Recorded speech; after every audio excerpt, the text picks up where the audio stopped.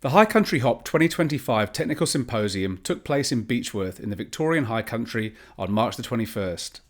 The event brought together industry experts from across Australia and further afield for a day of presentations, panels, sensory sessions and networking over beer. The day opened with a keynote speech from the Independent Brewers Association, once again the Technical Symposium presenting partners.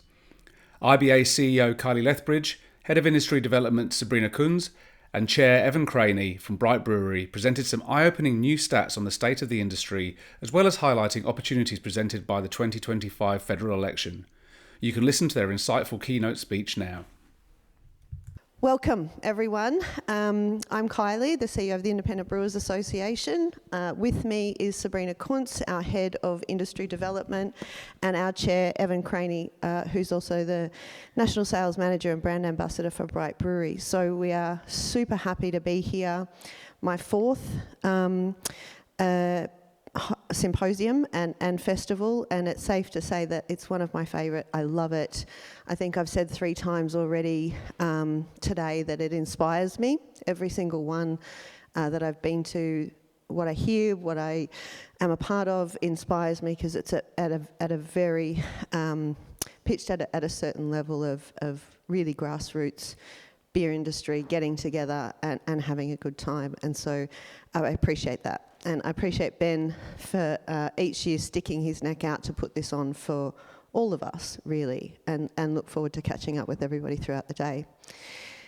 Just wanted to acknowledge our members in the room, our brewery members, our associate members, and also those that aren't members that might want to be members by the end of today. We're here today. So today we're going to do things a little differently. For those that have been here year on year, we usually give you an outline of what's going on, making an assumption that, it's hard to catch up with all our comms, and so we use this as an opportunity to catch you up, bring you up to date on what's happening, what's coming in the future. But obviously, as James has said, this is a very different time in history for the industry. It's safe to say that now more than ever the spotlight is shining on indie beer. Yes, we can say that some of the big brewers will benefit from some of this light being shined, and we're going to talk about that a little bit later. But it's our scrappy groundwork, and it's the support of our members that are getting us into all of the mainstream media, on television, having the project ring me and say, how do we get to Beechworth today? And so while we are all maybe doing it a little tough, and we don't want to talk too much about that either, we are certainly working together, and that's the thing that's going to get us these successes and these wins as we go. So today, instead of going through that line-by-line activity of the IBA, we're going to try and explain to you all the balls that are in the air that we're trying to juggle. And we're going to trying to pull it all together for you as well, and then we might, have a little more feedback. We're really keen at this point in time to hear from you about what's impacting you, what you might want from really the only industry association that's working on behalf of beer each and every day, and then maybe what we need from you at the end if we get time. So we're going to tag team as we do, and again, very much looking forward to hearing some of that feedback back from you about where we're at, what we're doing, whether or not you're listening to us, whether or not we're giving you what you need to be able to support us to move forward. So first slide was a map, but that's okay. It just showed how many brewers there are around the country. So we've just done an audit, because everybody bandies around different numbers. You listen to Mazen Hajar and he says there's 800, sometimes there's 1,000, Ev, I think. We say regularly 650 plus. Is that brewing brands? Is that brewing businesses?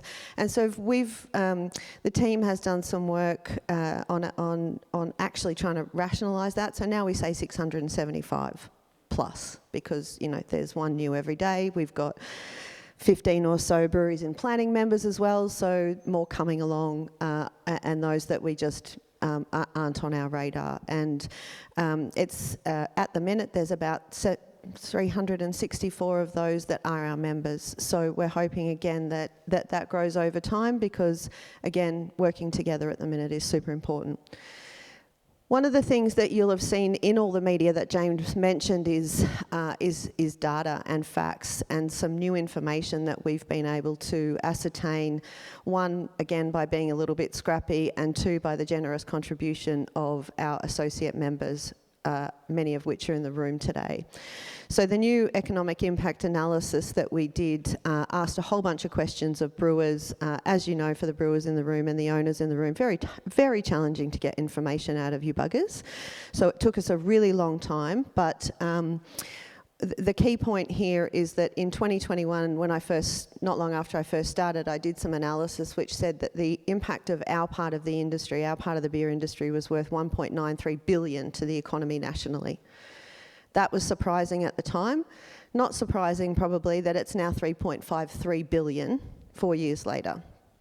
And so again, it's because of everybody in this room, the hard work that you do, and the things that you're trying to achieve in terms of serving and providing quality beer all over the country. There's some ups and downs, obviously. You know, that last analysis was done in 2021. Times are a little bit better. We were still on that significant growth trajectory. And so you're seeing some down arrows, definitely. But the fact that the economic impact analysis has increased so much is certainly something to say. The other thing to say, which is not on this, is that we are this percentage of the industry, yet we employ over 50% of the sector. So more weight is given to that when you add that stat. The other thing, the other new information that we got, which you'll see through the messaging that's coming after this, is that we were able to add a couple of questions to a political poll in September last year. And we added 3 questions about beer. And we've released this to members as well. The 2 questions were about awareness. The other question was about style. We thought, you know, some information on styles would help our members, and the other questions about the marketplace would help us in our advocacy. So that information on style is available to all members, all IBA members, if you haven't seen that yet. The important thing here is, while we think we're doing a great job, while we think our marketing is extraordinary, only 21% of us understand the landscape of the beer industry, which is why work like the Crafty Pints, Who Owns Your Beer poster, and the fact that we're trying to now get it around the country, our members are amplifying that, is super important, because the awareness of who owns what is just not there. And we know, because we don't have enforcement of truth in labelling, that the big guys get to continue to pretend to be something that they're not, and now the retailers are also allowed to pretend to be something that they're not. The interesting thing here is 53% of Australians want the ACCC to conduct, and we know we're going to talk about market dominance later, so you'll hear us talk a little bit more about this today, in the hope that that informs the convo later in the day. We have been working on a market dominance piece for some time. It's certainly been covered by media now more than ever. Australians want the ACCC to look into the beer industry in this country, because we're a bit sick of the duopoly.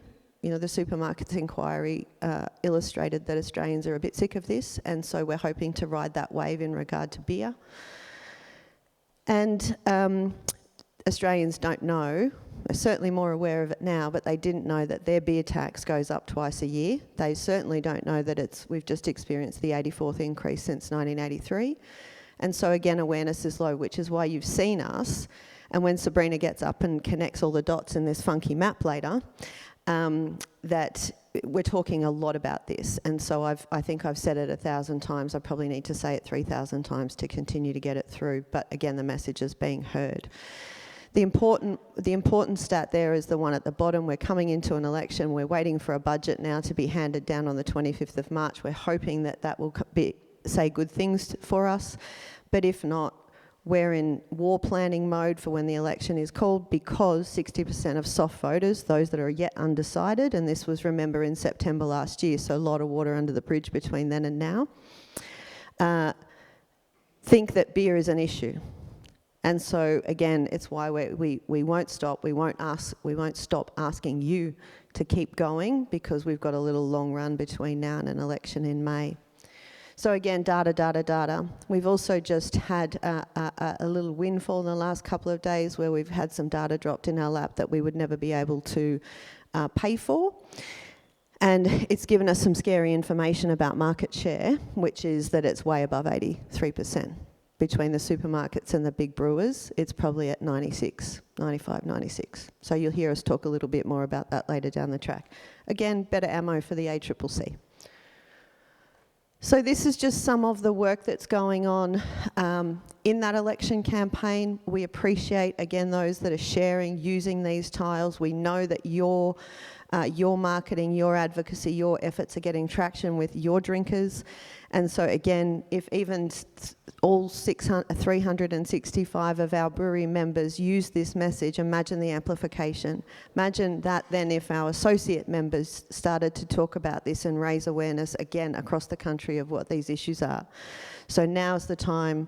These assets are all available to you in different formats on the Independent Brewers Association's website under a tab called Campaign 2025. There's videos, there's our pre-budget submission, there's our what promises have been made to date, which we'll talk a little bit later, but there's some significant information there for you to use. What we haven't done yet, because we'll use this new data, is have a crack in this format at the duopoly. We've got a lot of ammo there though, so that'll be coming soon. So this is now where that balls in the air discussion that I talked about, and Sabrina's going to pull some of this together and try and explain again just what the 2.5 people in the IBA are trying to juggle at the minute. Hi guys. This is sort of how my brain works. This is the inside of our brain when we're sitting down to say, how do we communicate what is going on both to you, our members, and then to the media and beyond. And I think sort of the starting point here is we can be in a little bit of a bubble. We're all going about our business, but it's our job as the IBA to keep all of these balls in the air. So I'm going to kind of start in the left-hand column. We have had pre-election commitments from both major parties. They relate to, so both have committed to the 40% cut in draft, and we can revisit how positive that is for independent brewers or not. But we know there is a segment of our market of independent brewers that rely heavily on venue revenue, and so it will touch and support some of our larger venue-based independent brewers. Because of market share, any benefit on tax will always flow to the big brewers.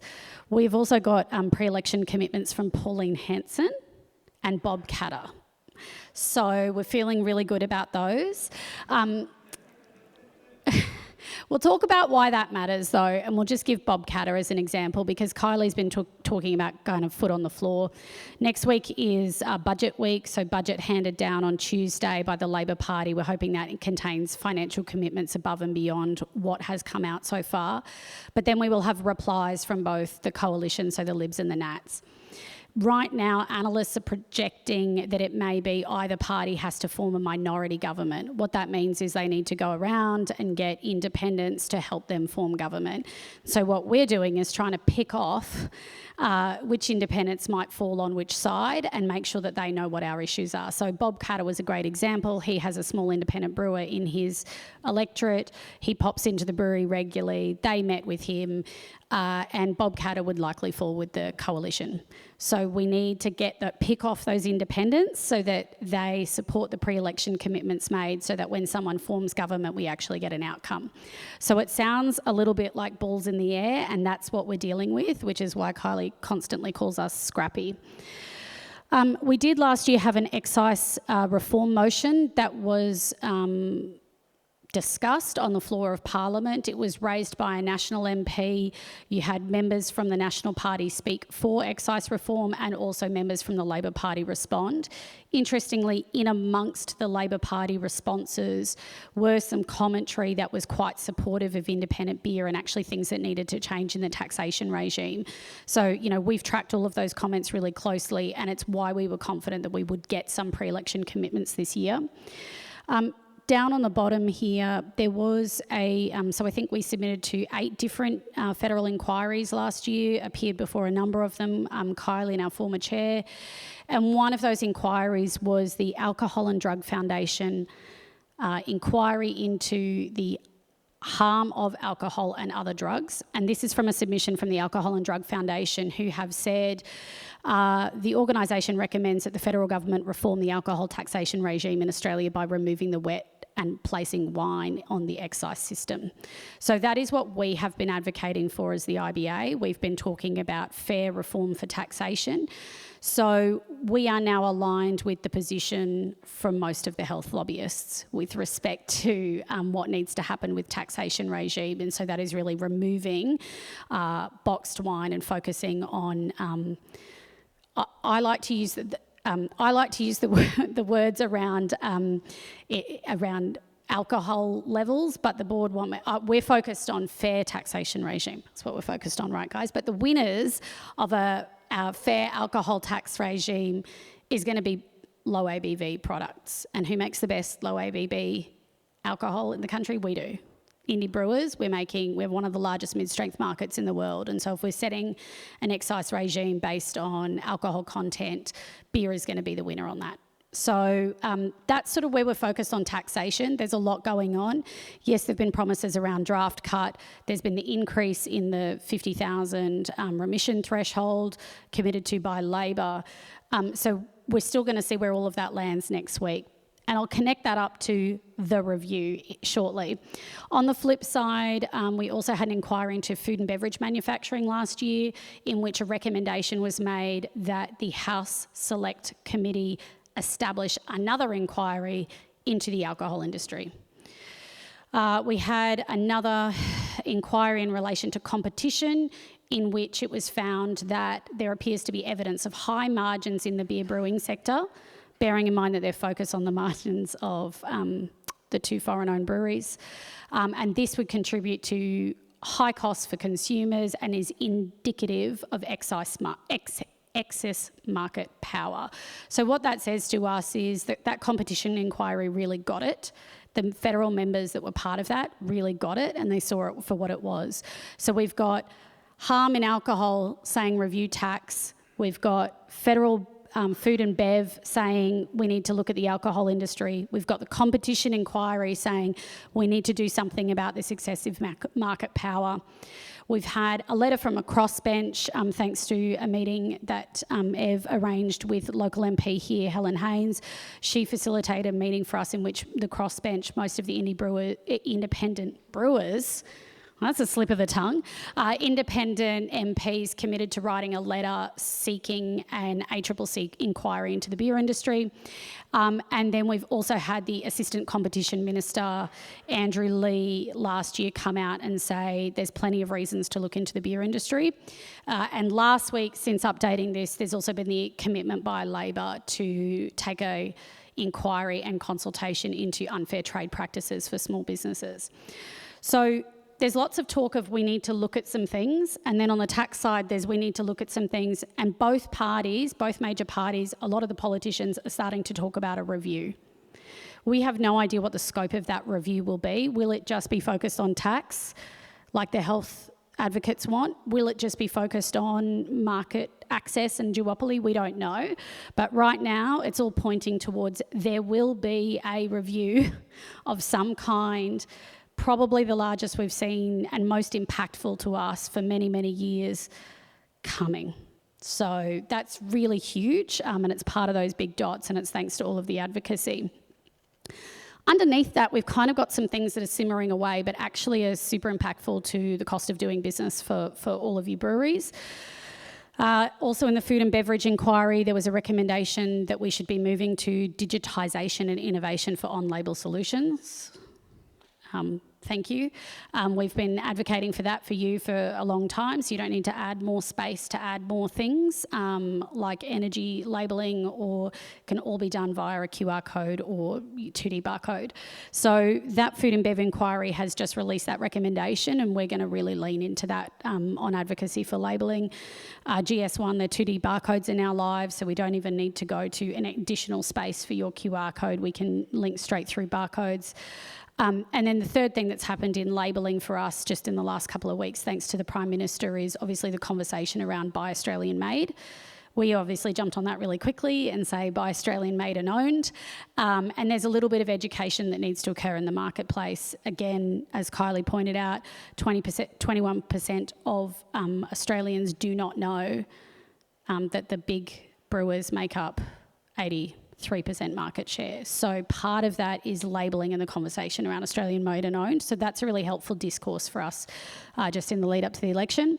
And the other one that is, impactful to you on a day-by-day basis is container deposit schemes. Their cost to you both per can, but also the administrative burden. And so we're looking into, and have been the most vocal in pushing for, national harmonisation, which aims to make it easier for you to do the same thing across multiple states, one form of registration, easing some of that administrative burden. There's currently an inquiry that's been announced and is ongoing into Queensland, into the container exchange scheme. And finally, a recommendation from the Food and Beverage Manufacturing inquiry that actually noted that the federal government needs to play a role in pushing for harmonisation. And the reason that's important is because to date it's really left at the heads of the environmental protection agencies in the states, with the federal government sort of letting it happen, and now they've been tasked with taking a stronger role, and that can only be positive in terms of reducing the burden for all of you. So there's a lot in those kind of full bullet points. I guess the piece for all of you guys to know is that when we come out with a really simple line that says beer drinkers are paying too much tax, it's as a result of every word that we've read in here that will be the most impactful, or foreign duopoly do X, or we need X or Y. So when we come out with an ask that says this is the advocacy ask and this is why we're holding back or pushing forward on one or other ask, it's because it's informed by all of these balls in the air. Oh, I didn't go across to yes. I'm going to hand it back to Kylie, but does anybody have any questions about the balls in the air that we just went through? Okay. I think we'll leave questions till the end just because we're burning through time. I think the important thing, and Sabrina did a amazing job as usual, because she's the one that's managing this in the background. I'm the one that's talking about it, the front facing. But the thing to note is that and those again have heard me talk year on year about the concept of Beer Australia, because we have no position, no recognition at a federal level. At a federal level, the beer industry is classified as revenue line, no funding. Last year they gave a minimum of $12.5 million to Wine Australia. Then they gave them a $3.5 million bailout because, poor them, they had too many red wine grapes. We receive no recognition, no policy, no department cares about us. And so it's why they're so advanced, and we, the Independent Brewers Association, have to do all of the things that Sabrina outlined. I think it's a really important point in that, we're kind of the poor cousins, but the traction is significant. I'm going to whiz through my part of this, and really, as it says in the middle, it's all the other stuff. And it's important for you to know what we're trying to achieve on your behalf, particularly from a state perspective. So one of the things that I set out to achieve when I came on board was a state strategy or plan, or some support in every state, in lieu of having that lack of love at a federal level. And so we'll achieve that this year. With Beer Tas coming, South Australia coming, Queensland iteration 2, New South Wales iteration 2, WA cracking along last year. In Victoria we do a little differently, as many of you know.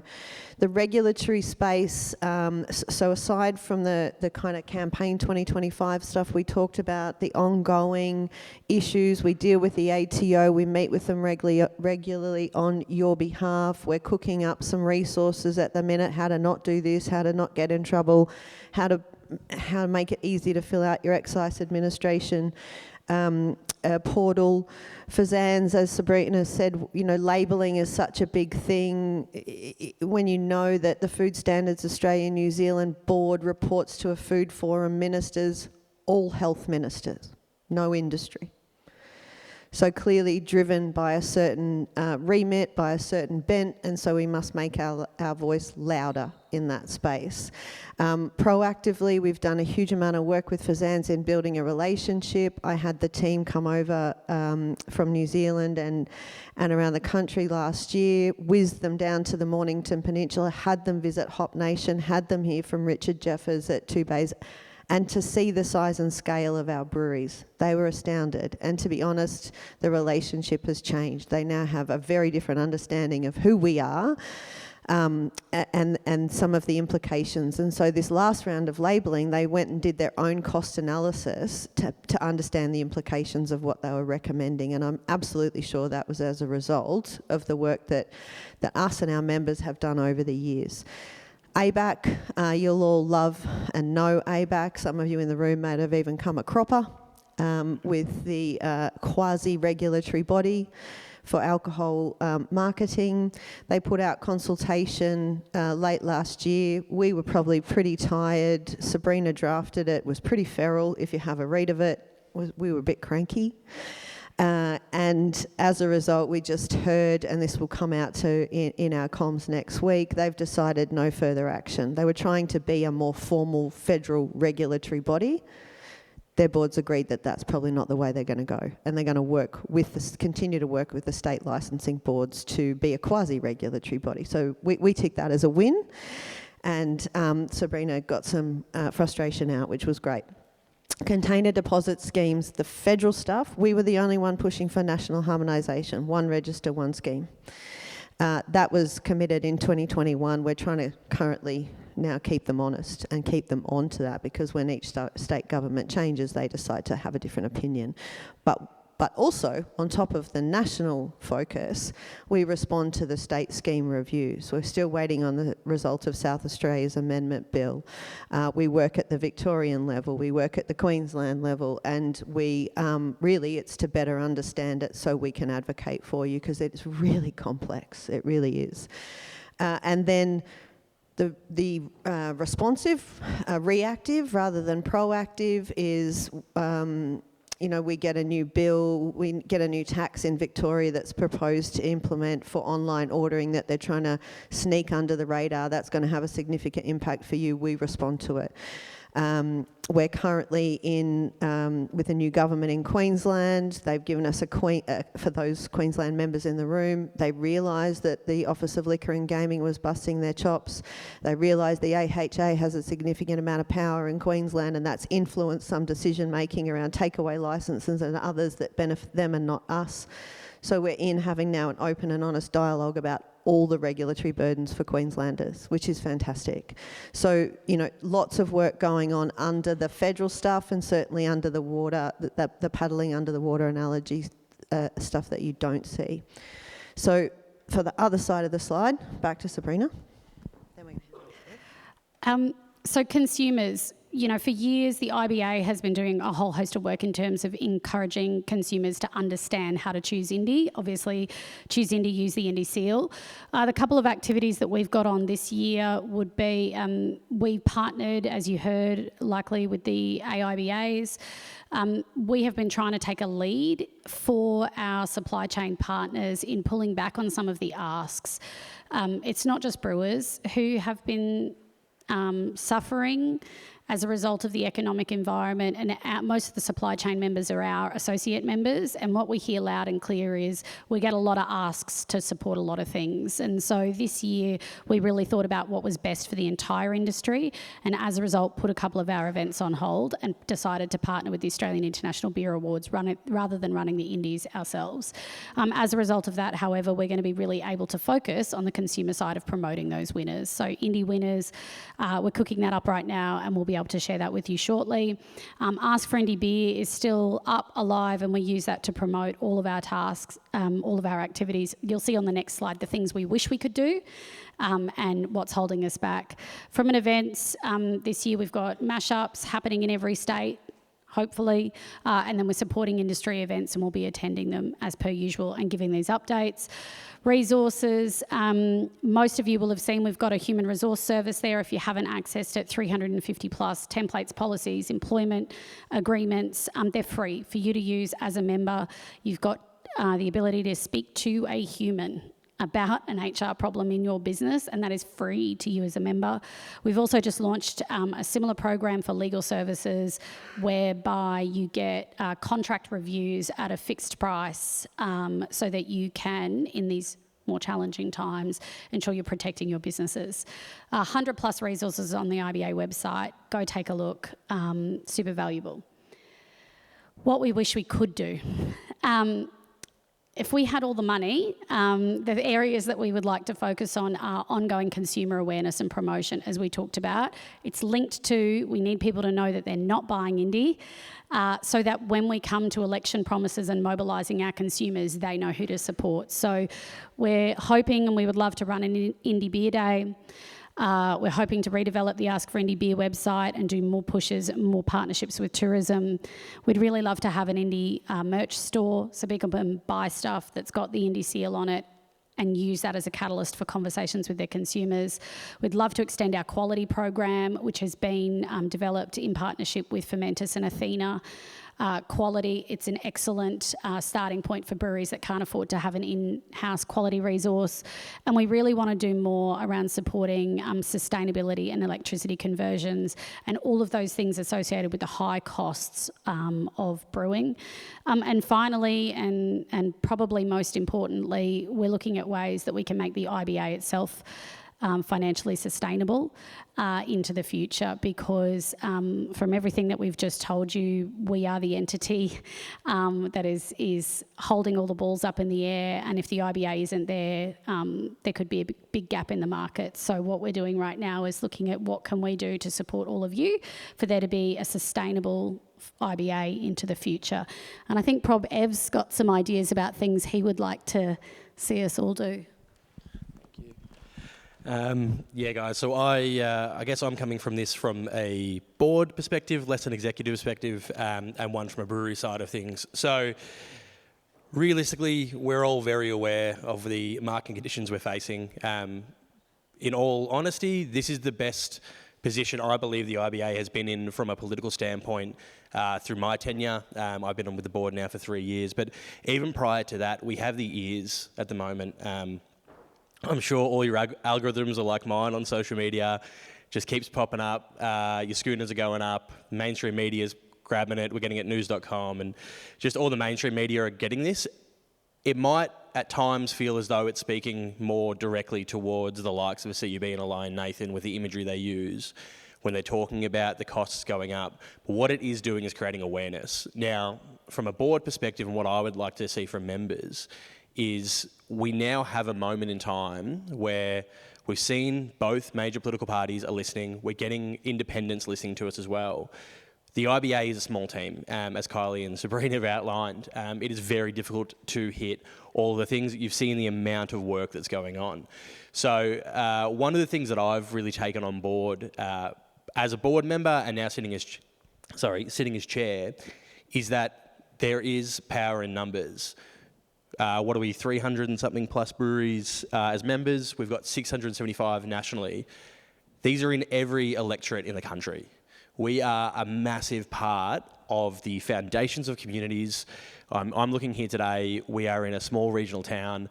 Ben and the team from Bridge Road have put this event on. They've brought how much to the town just today, let alone tomorrow when it actually has the Harvest Festival.